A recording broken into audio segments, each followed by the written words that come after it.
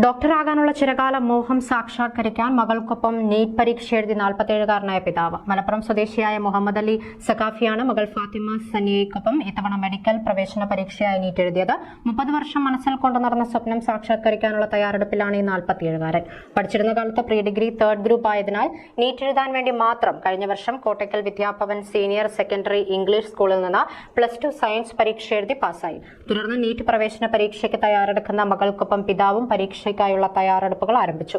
+2 science പഠനത്തിനും NEET പരിശീലനത്തിനും മകളായിരുന്നു ഏറ്റവും വലിയ പിന്തുണ നൽകിയതെന്ന് മുഹമ്മദ് അലി പറയുന്നു.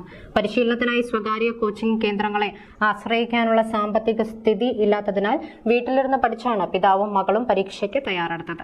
കുന്നമംഗലത്തെ ഒരു ക്ലിനിക്കിൽ ജോലി ചെയ്യുന്ന മുഹമ്മദ് അലി ജോലിക്കിടെ കിട്ടുന്ന ഒഴിവ് സമയവും പഠിക്കാനായി പ്രയോജനപ്പെടുത്തി. വെറും തമാശയായല്ല, മറിച്ച് നീറ്റ് പരീക്ഷയിൽ മികച്ച റാങ്ക് നേടി MBBS പഠനത്തിന് പ്രവേശനം നേടുക എന്നത് തന്നെയാണ് തന്റെ ആഗ്രഹമെന്ന് മുഹമ്മദ് അലി പറയുന്നു.